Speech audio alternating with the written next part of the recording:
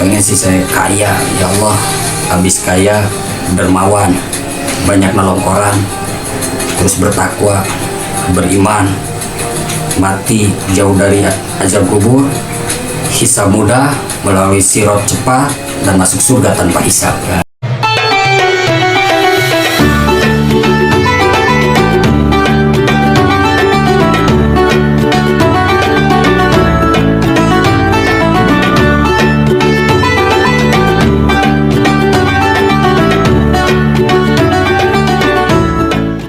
Assalamualaikum warahmatullahi wabarakatuh. Innal hamdalillah nahmaduhu wa nasta'inuhu wa nastaghfiruh wa na'udzu billahi min shururi anfusina wa min sayyiati a'malina may yahdihillahu wa la yudhlil fala hadiya lahu amma ba'd. Subhanallah alhamdulillah wa la ilaha illallah wallahu akbar. Allahumma shalli ala sayyidina Muhammad wa ala ali sayyidina Muhammad.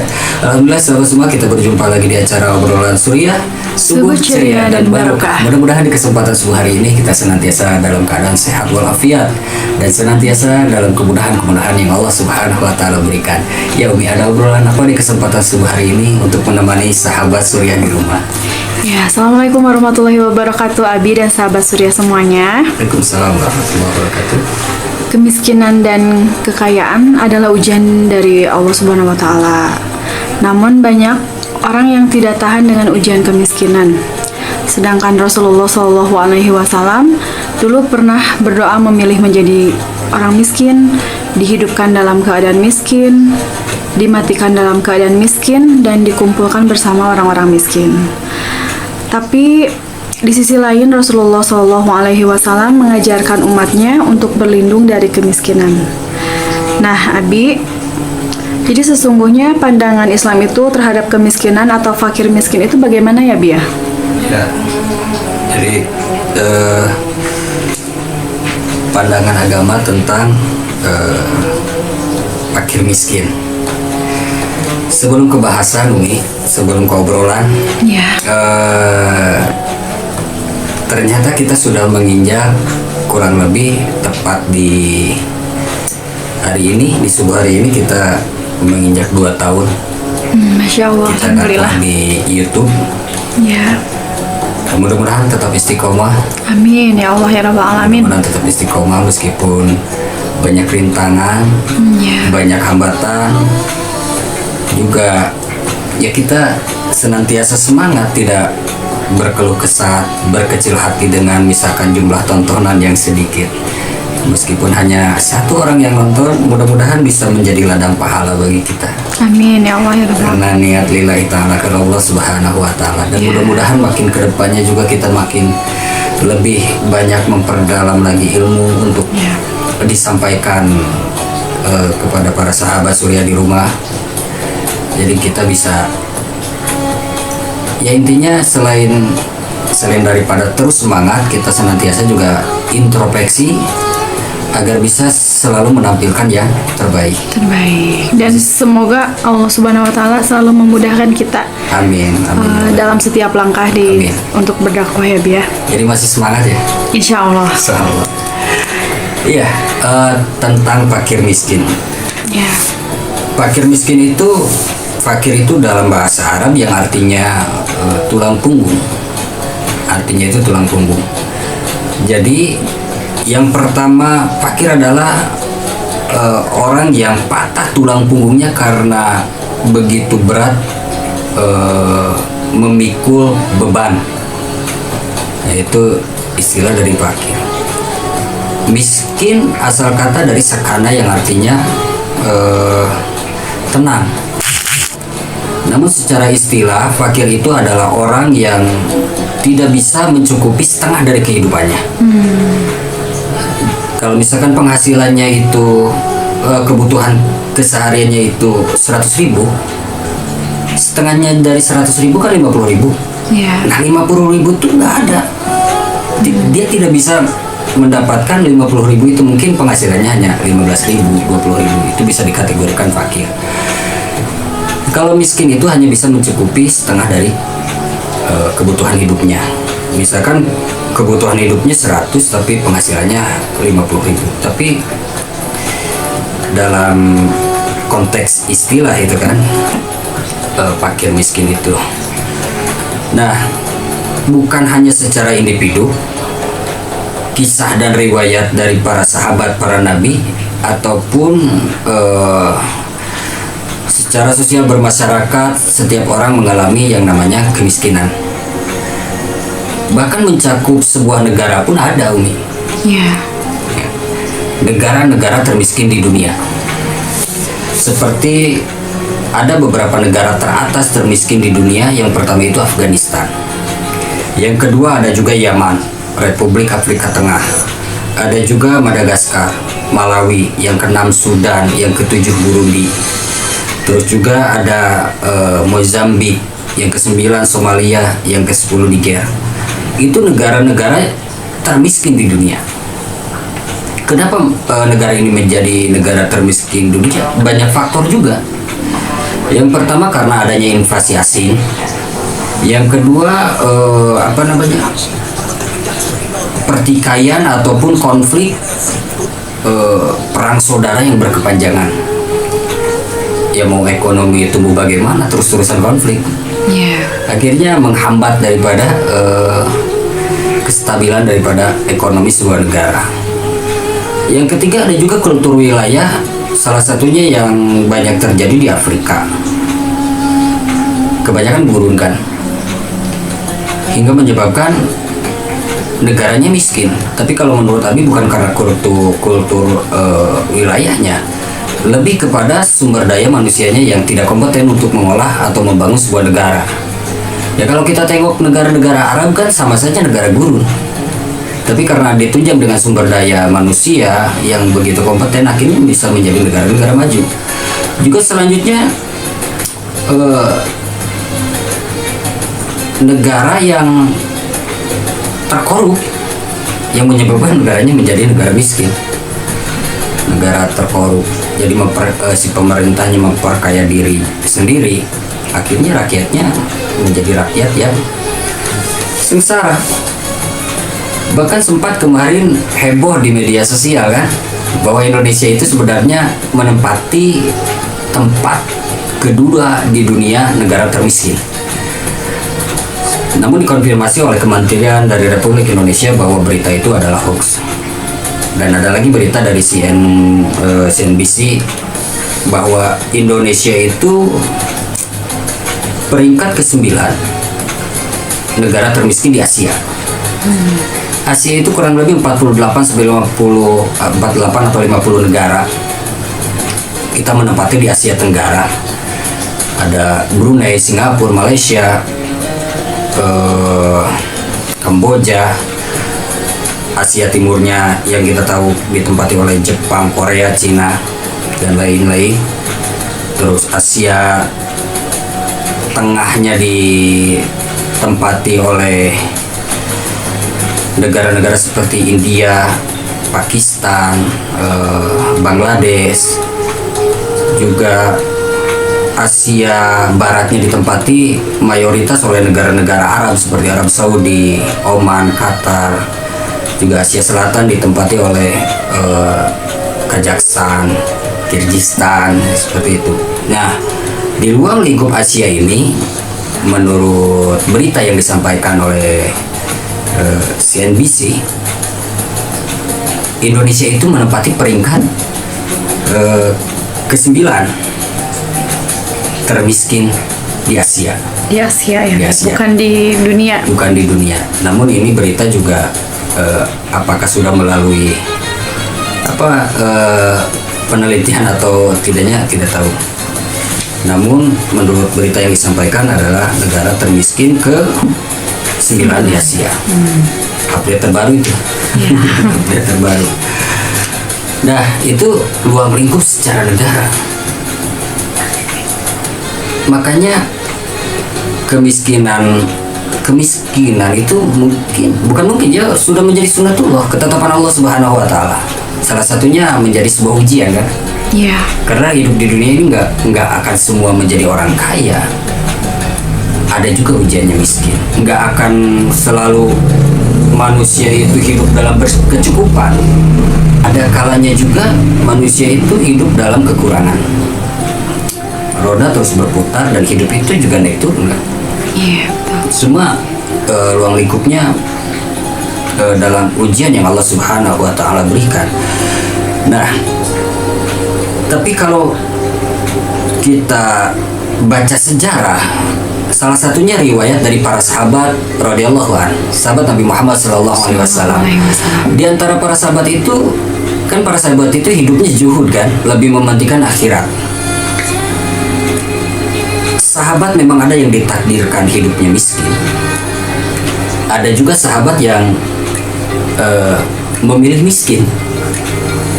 Ada juga sahabat yang bercita-cita ingin miskin. Bayangin coba. Ada cita-cita ya seperti itu ya. Kita semua mungkin rata-rata ya. Kita semua rata-rata cita-cita tuh ingin kaya. Ya betul. Setiap kita tuh Rata-rata inginnya kaya. Kenapa? Karena mungkin yang dipandang hidup enakan.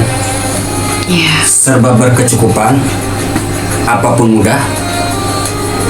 Jadi segala sesuatunya itu bagaimana yang dikejar itu kaya. Dengar musik sholawatan, pilih judul lagunya sholawat yang bisa mendatangkan kekayaan. Dengar murotal Al-Quran, lihat judulnya murotal Al-Quran membawa kekayaan. Nonton kajian motivasi, yang ditontonnya judulnya motivasi menuju kekayaan. Yeah. Jadi segala sesuatunya itu, poin utamanya itu ingin hidup kaya. Apakah salah? Tidak, karena agama tidak melarang. Tapi kalau esensi utama dari kehidupan itu sebagai abid, makhluk yang dituntut oleh Allah Subhanahu wa Ta'ala untuk ibadah kepada Allah Subhanahu wa Ta'ala, lalu yang ininya ditinggalkan, itu yang salah. Kita bekerja keras, waktu hanya paling lama 60 sekiannya udah ribut, terus dihabiskan untuk mengejar kekayaan, dan kita meninggalkan sesuatu yang lebih besar, yaitu ketaatan kepada Allah Subhanahu wa Ta'ala. Itu yang salah. Nah, para sahabat itu ada yang memang Allah Subhanahu wa Ta'ala uji dan takdirkan miskin. Ada justru yang memilih hidup miskin. Ini kaya nih sahabat, tapi memilih hidup miskin. Ada juga yang emang sudah terlanjur kaya, tapi cita-citanya ingin miskin.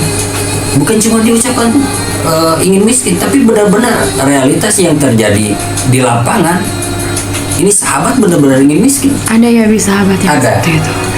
Nah, kita bahas satu persatu. Dulu ada sahabat yang namanya Abu Dzar Al-Ghifari radhiyallahu an, sahabat Nabi yang dihitung sahabat Nabi termiskin. Nah, nama Abu Dzar sendiri adalah Abu Dzar Jundub bin Junadah bin Sufyan Al-Ghifari. Dulu ini Abu Dzar ini adalah seorang perampok. Ya, hidup di lingkungan yang begitu keras. Itu satu kampung itu ahli rampok semua. Itu udah biasa ngerampok. Suatu saat tobat nih Abu Dzar, belum masuk Islam ya. Ya. Suatu saat tobat karena mempunyai pandangan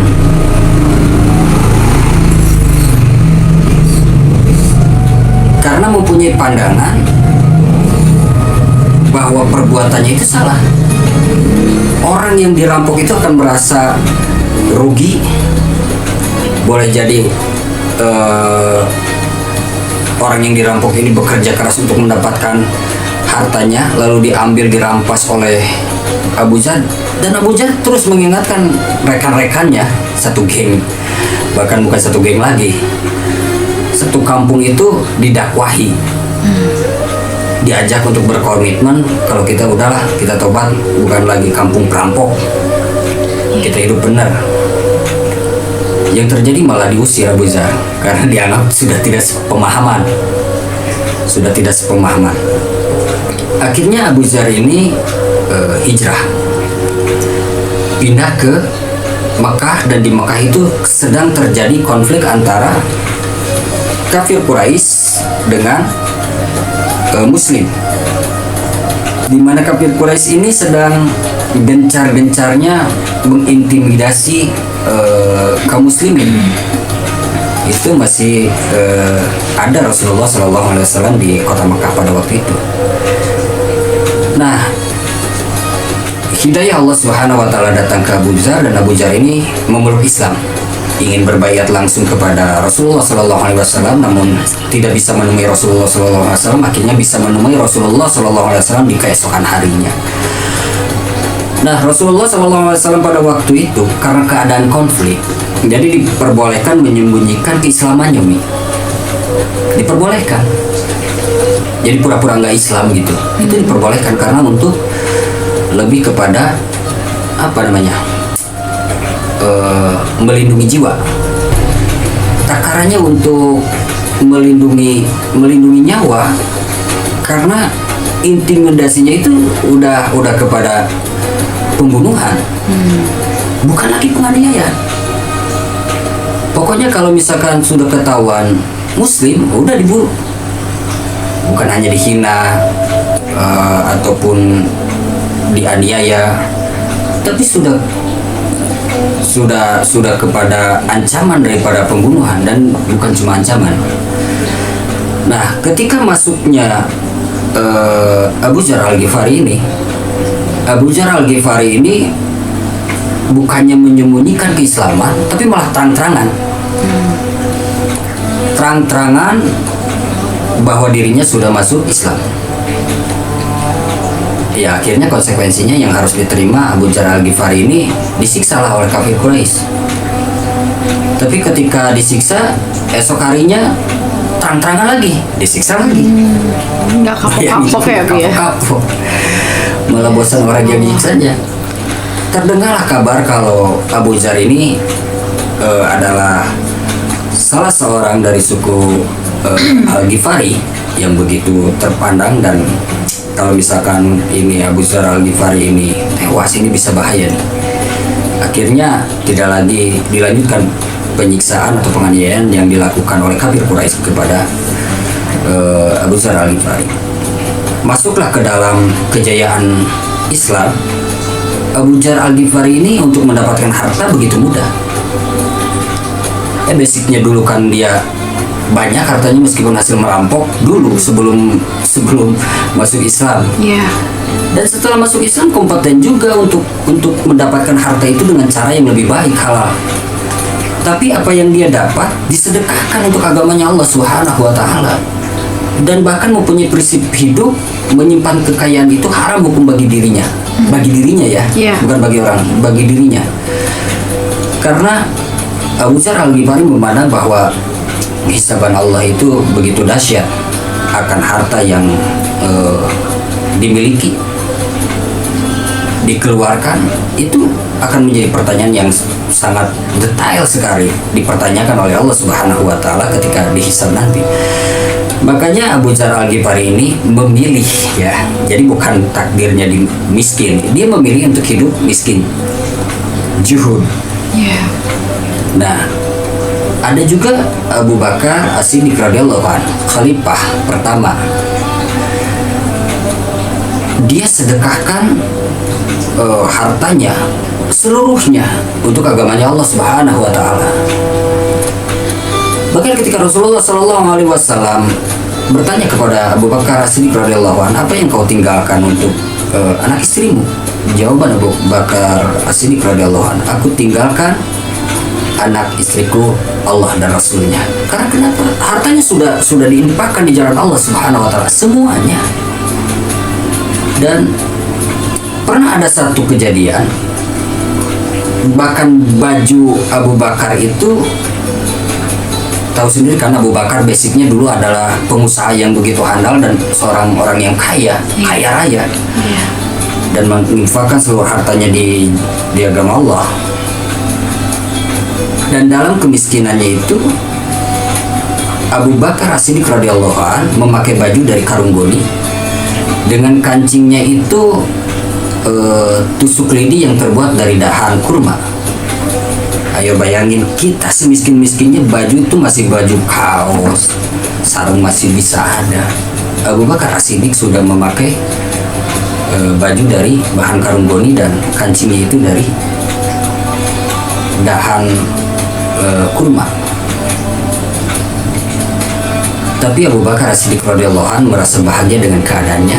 merasa ridho dengan keadaannya asalkan senantiasa bersama Allah dan Rasulnya. Bayangin coba.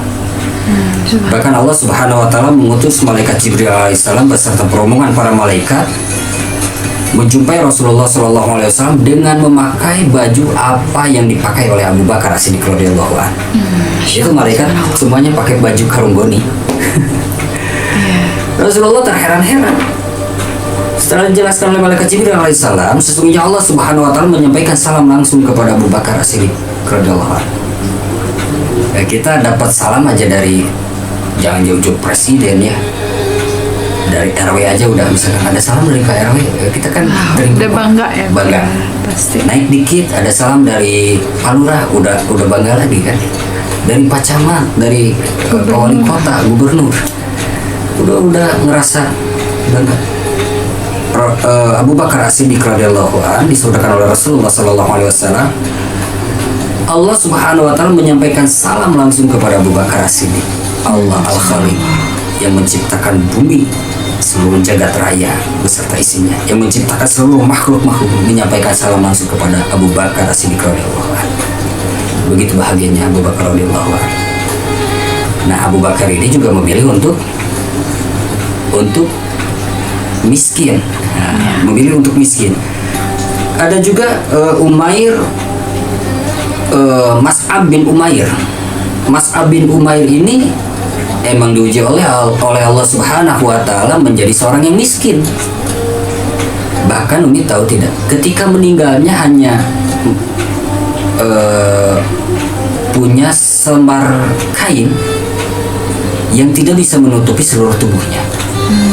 Jadi kan untuk kain kafan itu diambil dari harta peninggalan kan? Iya.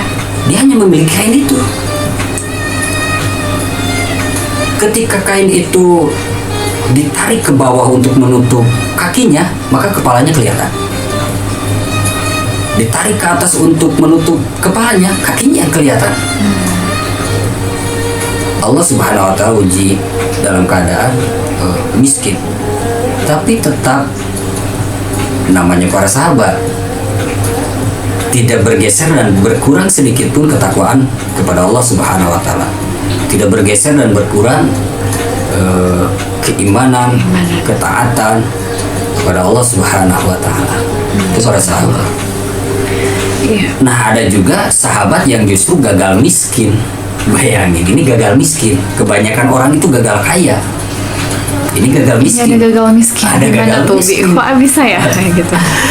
Udah baca Abdurrahman bin Auf radhiyallahu anhu. Abdurrahman bin Auf ini salah satu sahabat yang sudah terlanjur kaya. Di beberapa sesi Rasulullah SAW dalam perbincangan, dalam khutbahnya ataupun penyampaian yang disampaikan kepada para sahabat radhiyallahu anhum pada waktu itu tentang harta yang dimiliki, bagaimana hisabannya, bahkan disampaikan Abdurrahman bin Auf radhiyallahu anhu itu akan masuk ke dalam surga itu dalam keadaan merangkak. Kenapa tuh? Karena hisaban hartanya begitu banyak, sedangkan para sahabat radhiyallahu anhu yang lain itu sudah pada masuk surga. Ini Abdurrahman bin Auf masih stay saja dihisab begitu banyak hartanya. Jadi lebih lama gitu. Lebih lama dihisabnya. Nah, termotivasilah terngiang-ngiang. Suatu saat para sahabat yang lain itu bersilaturahmi ke rumah daripada Abdurrahman bin Auf dan dihidangkanlah makanan. Ketika menghidangkan makanan, Abdurrahman bin Auf ini menangis. Sahabat kaget, apa yang ditangisi dengan kehidupan yang begitu tidak ada kurang-kurangnya, bukan cukup lagi tapi berlimpah. Overload. Apa yang ditangisi? Ternyata yang ditangisi Abdurrahman bin Auf ini menangisi, aku ingin seperti sahabat yang lain.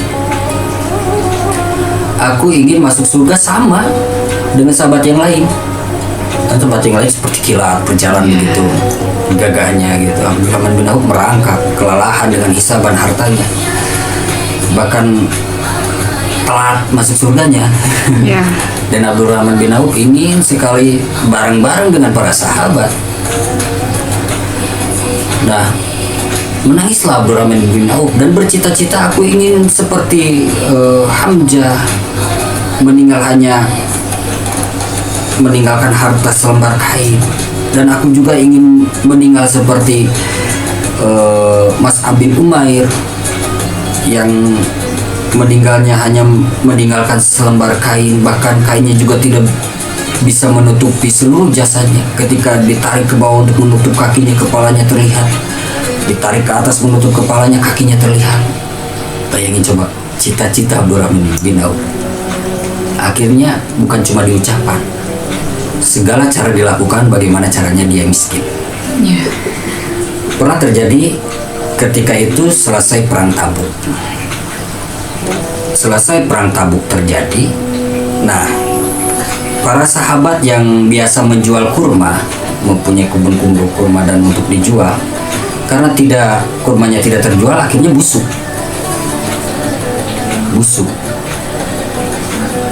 Kita tahu kan para sahabat begitu banyak, ratusan ribu. Iya. Nah, Abdurrahman bin Auf ini dengan girangnya mendengar kabar tersebut bahwa para sahabat itu kurma-kurma yang dimilikinya yang tadinya untuk dijual itu busuk-busuk. Kenapa Abdurrahman bin Auf begitu girang? Ini kesempatan. Saya pasti miskin. Dijual seluruh hartanya untuk membeli kurma-kurma busuk dari para sahabat. Oh gitu. Dengan harga standar.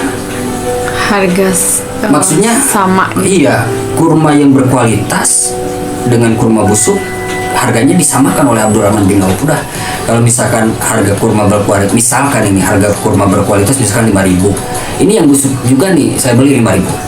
Jadi aji mumpung buat ngabisin hartanya. Iya, gitu ya.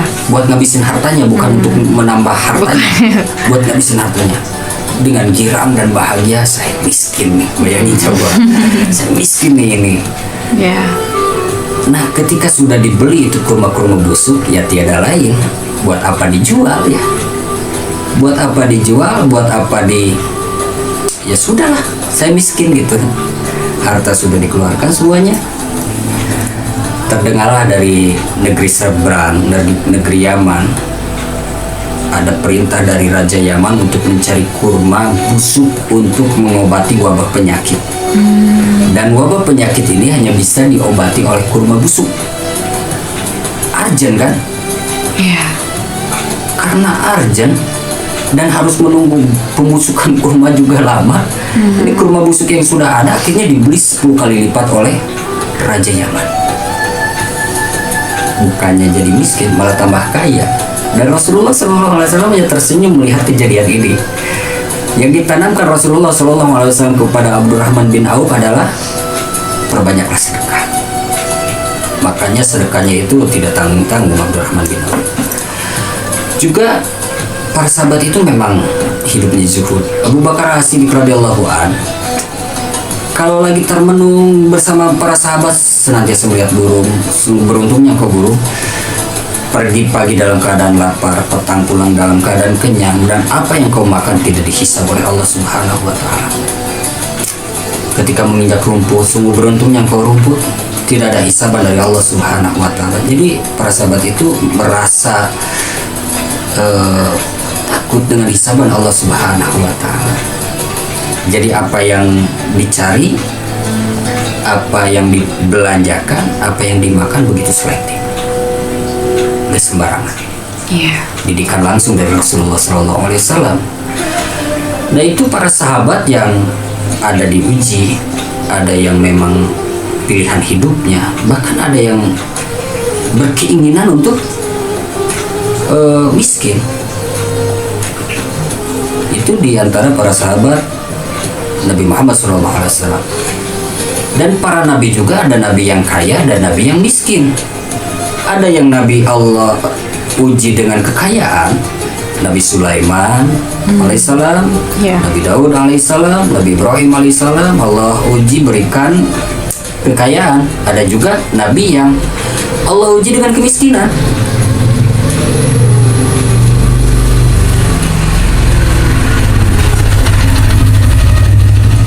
Jadi ada nabi yang Allah uji dengan kemiskinan seperti Nabi Isa alaihissalam. Bahkan sempat kita obrolkan tuh sejarah Nabi Isa alaihissalam yang hidup dari kontrakan satu ke kontrakan lain kan. eh, hidupnya begitu kekurangan, tidak memiliki harta. Juga ada nabi yang diuji dengan kemiskinan, yaitu Nabi Yahya alaihissalam. Nah, ada juga nabi yang memilih miskin justru, Siapa tuh? yaitu nabi kita Nabi Muhammad SAW. Itu Nabi Muhammad itu kayaknya berlimpah, Umi. Jangan dianggap hidupnya itu kekurangan. Istri Rasulullah SAW 9-nya itu pada waktu yang sama itu tercukupi nafkahnya, tidak pernah kurang. Tahu sendiri ketika kurban, ya, sekali kurban berapa puluh ekor unta, satu untanya dihargai berapa. Dan ketika menikah dengan Siti Khadijah radhiyallahu anha, berapa mahar yang dikeluarkan? Rasulullah SAW itu kaya tapi memilih untuk miskin. Suatu saat Rasulullah SAW itu hendak tidur. Ketika tidur itu masuk tangannya dan di dalam lipatan bantalnya, di dalam lipatan kain untuk bantal itu ada uang, dan menyebabkan Rasulullah SAW tidak nyenyak tidur. Akhirnya membawa itu untuk diberikan ke Baitul Mal. Jadi yang tadi doa Rasulullah SAW memilih miskin, Ya, bukan berarti Rasulullah SAW miskin. tetapi memilih hidup Memilih hidup sederhana. sederhana gitu ya. Kan ditawarkan apakah ingin menjadi nabi yang kaya dan menjadi raja seperti Sulaiman atau Daud, atau menjadi nabi yang miskin. Karena Rasulullah memilih menjadi nabi yang miskin. Ya, Justru ingin dihidupkan dalam keadaan miskin, dimatikan dalam keadaan miskin, dan dikumpulkan beserta orang-orang yang miskin. Bahkan ketika utusan daripada para sahabat bertemu Heraklius bertanya, ini nabi yang diangkat ini pengikutnya seperti apa? Pengikutnya adalah orang-orang fakir miskin.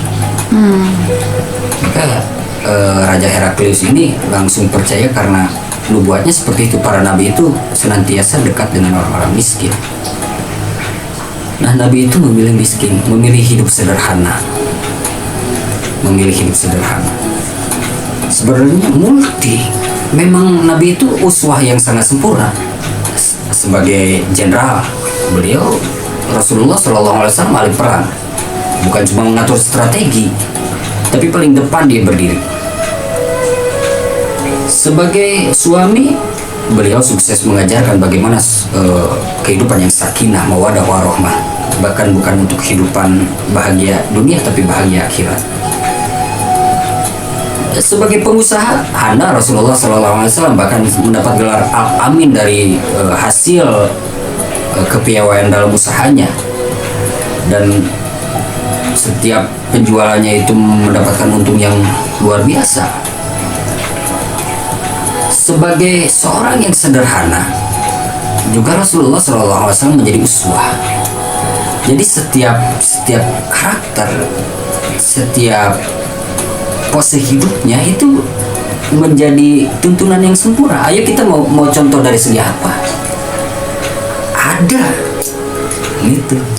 ya, Nah, ketika ada doa tersebut, memang Nabi Muhammad SAW memilih menjadi orang yang sederhana.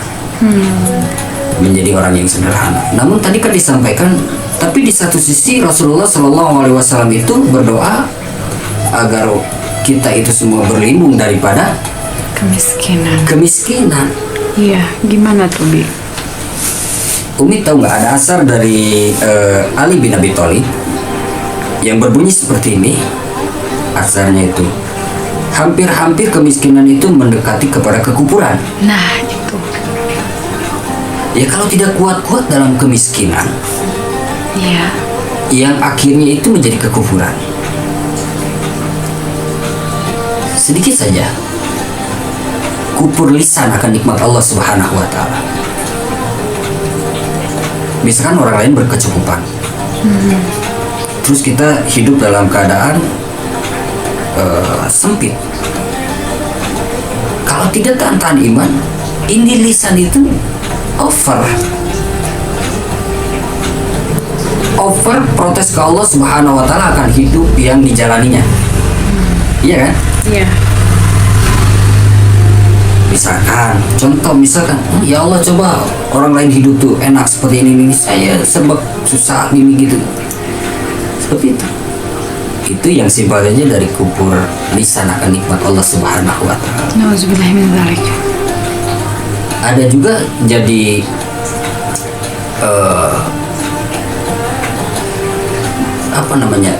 bertindak kriminal untuk mendapatkan sesuatu. Ya. Banyak di negeri kita yang untuk sesuap nasi harus mencuri, memenuhi kebutuhan anaknya harus mencuri. Itu banyak berita-beritanya. Untuk membeli susu anak harus mencuri di supermarket.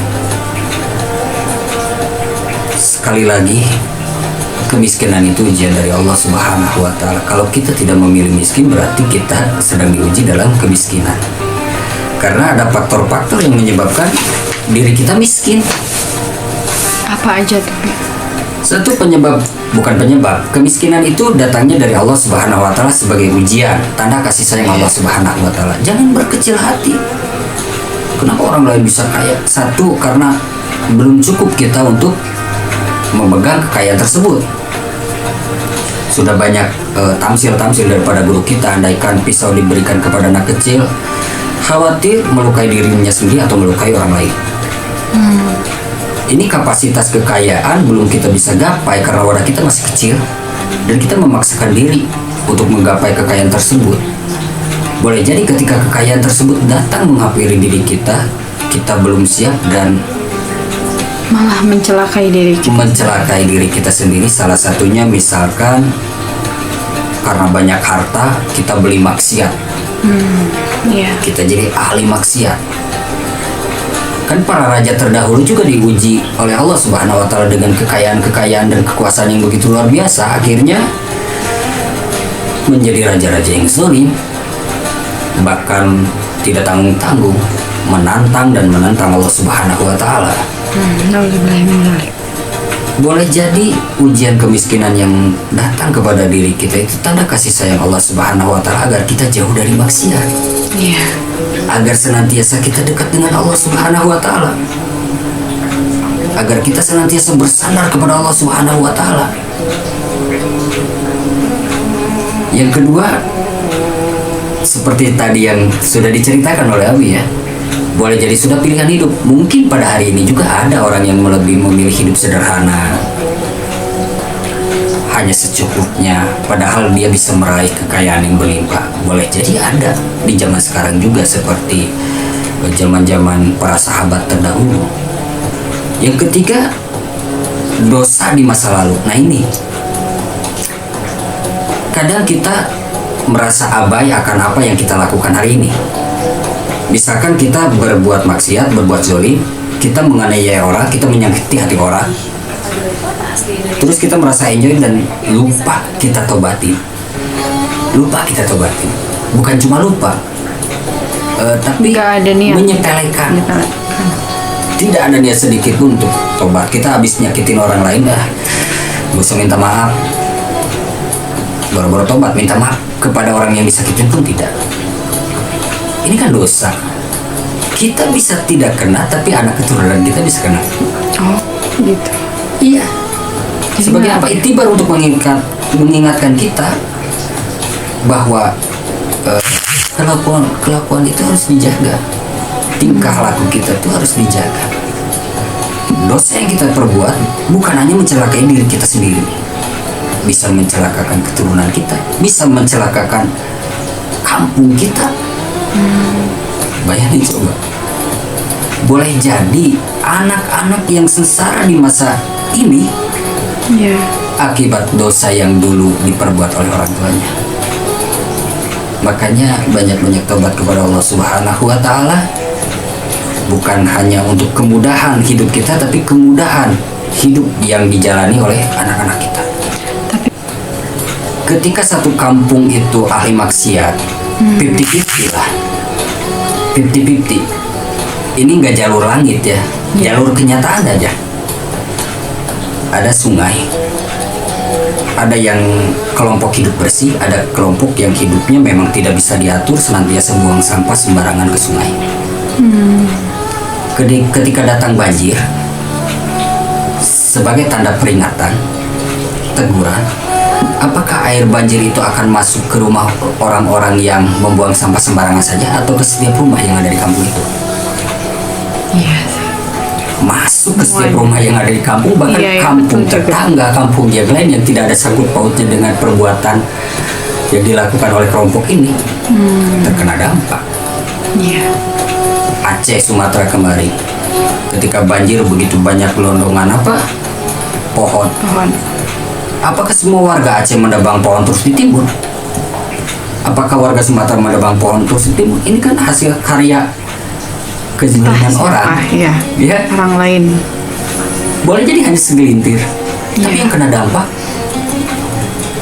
satu pulau, bro. Iya. Satu pulau. Ya. Kita nggak bisa ngatur teguran dari Allah itu. Allah nggak adil. Kan yang nebang dia. Kenapa kita yang kena dampak? Iya. Kita yang dosa, kenapa keturunan kita yang kena? Boleh jadi kita ditegur, kita budak, nggak dengar. Kita diingatkan, tapi kita tutup mata. Dan dampak itu ketika kena terhadap anak turun, oh, kelakuan saya. Ada kan misalkan dosa itu ketika tersadari, kelakuan itu ketika melihat anak. Iya.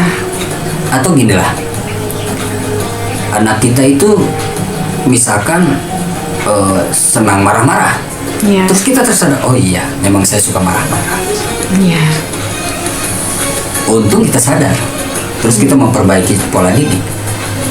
Tapi kalau misalkan sengaja abai, apalagi dosa, udah diingetin, kita ditegur terus. Allah itu maha kasih sayang. Setiap detiknya, setiap saat kita ditegur, itu salah, ayo yang benar ini, itu salah. Mungkin kita lagi nonton acara, udah apa ceramah, boleh jadi Allah sedang menghadirkan untuk kita kembali lebih baik, tapi kita abai. Akhirnya ditegurnya dengan cara yang Allah mau. Nah, seperti itu. Jadi ada gara-gara dosa juga kemiskinan. Juga yang terakhir yaitu al-kasaludau. Malas itu penyakit. Al-kasalu Daud. Nah, jadi dikarenakan malas. Iya.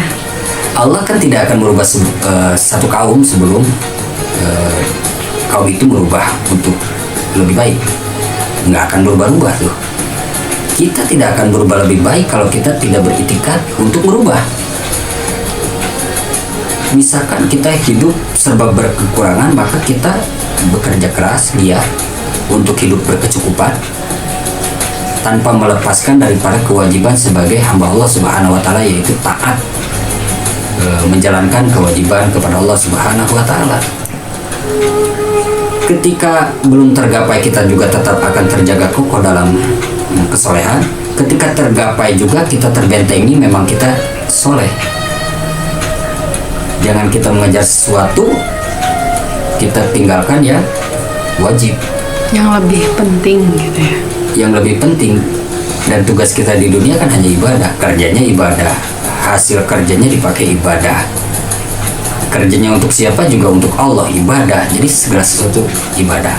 Nah, itu penyebab-penyebab daripada kemiskinan. Lebih kepada menjadi kebanyakan orang miskin itu adalah ujian. Iya. Tapi kalau misalkan ada juga yang berkecukupan harta tapi mentalnya mental miskin, ada juga. Ada juga mental miskin. Nah, selanjutnya kemiskinan juga ada ribut tersendiri dalam pandangan agama kita. Satu, kemiskinan atau orang yang miskin tapi tetap bersabar dan beriman akan mendapat kasih sayang dan cinta langsung dari Allah Subhanahu wa taala. Miskin nih, tapi tetap beriman, sabar, tidak bermental menjadi pengemis, terus kufur nikmat kepada Allah Subhanahu wa taala, lisannya kufur. Dia tidak seperti itu, dia beriman, tetap menjaga kesolehan, ketaatan dan ketakwaan, sabar menjalani kehidupan. Ini mendapat kasih sayang cinta langsung dari Allah Subhanahu wa taala. Dan yang kedua, mendapat kasih sayang dan cinta langsung dari Rasulullah SAW. Kan ingat tadi hadis yang tadi. Rasulullah SAW meminta kepada Allah Subhanahu wa taala untuk dikumpulkan bersama orang-orang miskin. Dan orang miskin ini lebih dulu masuk surga, 500 tahun lebih dulu masuk surga daripada orang kaya. 500 tahun lebih dulu masuk surga daripada orang kaya. Tapi miskin yang beriman ya. Iya. Dia miskin tapi tetap menjaga ketaatan kepada Allah Subhanahu wa taala dan sabar menjalani kehidupannya, akan lebih dulu masuk ke surga 500 tahun lebih dulu daripada orang-orang kaya. Dan Rasulullah SAW bersabda, kebanyakan di surga itu adalah orang-orang yang miskin. Nah, yang jadi pertanyaan kepada para sahabat Surya di rumah, ketika dinampakkan seperti ini, kita menjadi lebih memilih menjadi orang yang kaya tapi dermawan,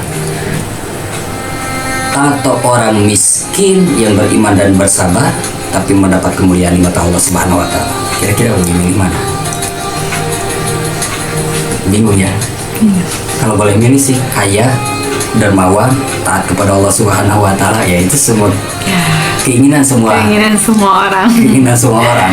Iya. Kalau pengen sih saya kaya, ya Allah, habis kaya, dermawan, banyak nolong orang, terus bertakwa, beriman, mati jauh dari azab kubur, hisab mudah, melalui sirat cepat, dan masuk surga tanpa hisab. Nah, itu cita-cita daripada semua orang. Amin ya Allah. Tapi kita tidak berputus asa. Iya. Ketika Allah sekarang uji dengan hidup berkecukupan, jangan lupa itu ujian. Jangan membanggakan diri.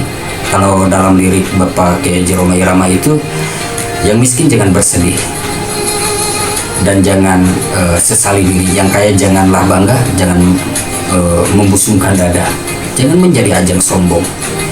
Harta titipan Allah, Allah ambil semuanya bisa. Iya. Tidak usah nunggu waktu, bagi Allah sekejap pun bisa.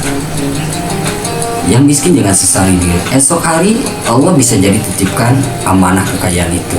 Yang terpenting buat kita adalah dalam keadaan apapun, miskinkah itu, kayakah itu, kita senantiasa taat kepada Allah Subhanahu wa taala dan menjaga diri daripada kezaliman.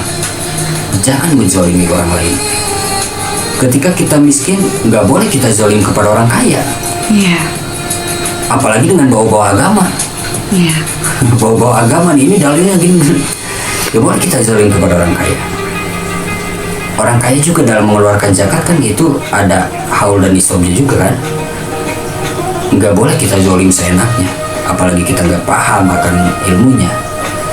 Yang kaya juga nggak boleh menyombongkan diri, harus tetap sayang kepada orang-orang miskin. Dalam agama kita itu diajarkan seperti itu. Yang kaya sayang terhadap orang miskin, yang miskin tidak bermental miskin, justru kokoh beriman, tidak meminta-minta, tidak memalas. Agama kita mengajarkan seperti itu. Nah, Umi, mudah-mudahan yang sedikit ini menjadi manfaat. Mohon maaf atas segala khilaf dan salah, atas kurangnya ilmu. Mudah-mudahan Allah Subhanahu wa taala senantiasa memberikan kita kesehatan, memberikan kita kemudahan dalam segala urusan. Dan beberapa hari lagi kita akan menjumpai bulan yang begitu mulia, yaitu bulan suci Ramadan. Mudah-mudahan beberapa hari yang akan kita lalui menuju bulan suci Ramadan, Allah Subhanahu wa taala sehatkan kita. Amin ya Allah. Allah Subhanahu wa taala berikan kita kekuatan untuk menjalani aktivitas ibadah di bulan suci Ramadan dengan keimanan dan ketakwaan.